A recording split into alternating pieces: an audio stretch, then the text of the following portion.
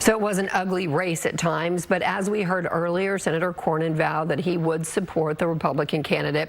Attention now turns to November, when Democrats will try to break the decades-long Republican dominance in the race.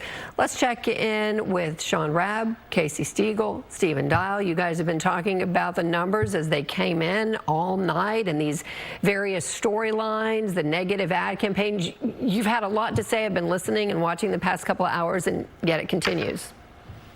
Yeah, it does continue, and really, I don't think anyone saw this coming tonight, not like it ended up. I mean, the margin is what shocked me the most in this. And, you know, a lot of people said Ken Paxton, especially after that Trump endorsement, could win the nomination. But, I mean, the margin, 60 to 30, I mean, landslide, you can really say, for someone who has been as strong as John Cornyn has in the Senate and the type of figure that he's been. No one saw this kind of defeat coming. And it's important to keep in context the timing of all of this, because everything seems like it moves so quickly this day and age. 1 week ago today is when President Donald Trump surprised a lot of people, and through his support to Attorney General Ken Paxton. He and Cornyn had been vying for the president's endorsement for a long time.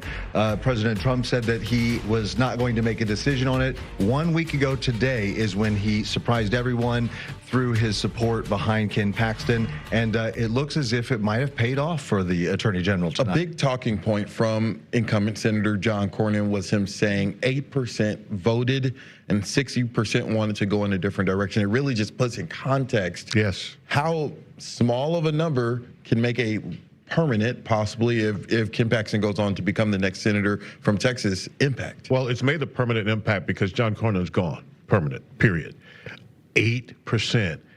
Think of the money that's been spent since March 3rd, just since the primary. Think of the commercials you've seen, the money that's been spent, the doors that's been knocked, the mailers that's gone out.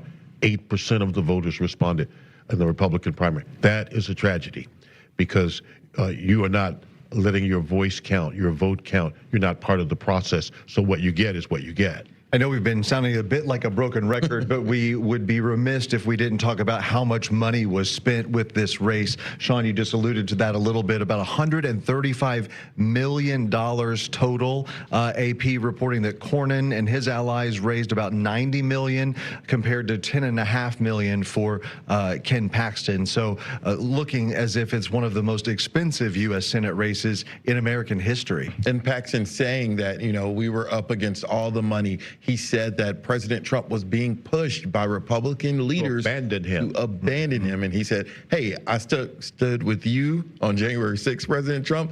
And then President Trump was a man of his word and stood with him when it mattered most. And clearly that showed in these results tonight. And I quote Mr. Paxton tonight, referring to Mr. Trump's endorsement. His endorsement is the most powerful force in politics. So as we turn to November now, we have already seen the political knives out, guys. I mean, we've already seen ads being dropped. Tallarico already had a canned video, a canned message. Team Tallarico about 10 minutes ago posting Ken Paxton's mugshot. What I was saying on our stream is, just like the president, Ken Paxton has been Teflon. He has weathered the storm. He was impeached by his own party. He weathered the storm. He is now the Republican nominee for Texas Senate. What do Democrats have to do, guys, I mean, this is an uphill battle for them. Yeah, it's an uphill battle. They've got to say it very loud. Here's Ken Paxton. If you don't know, now you know. They have to repeat that over and over and over again in every format possible. They've got to flood social media, TikTok, little 1-minute pieces about Ken Paxton as much as they put ads on TV, if they hope to have a chance. And remember, they only need to turn some of the votes, not all of the votes. Well, and of course, we know this already. It is effective for politicians to seize on fear and to seize on uncertainty. We are in the middle of a war with Iran. Gas prices extremely high. Lots of people have been worried and talking about affordability. So if the Democrats really want to try and secure this seat come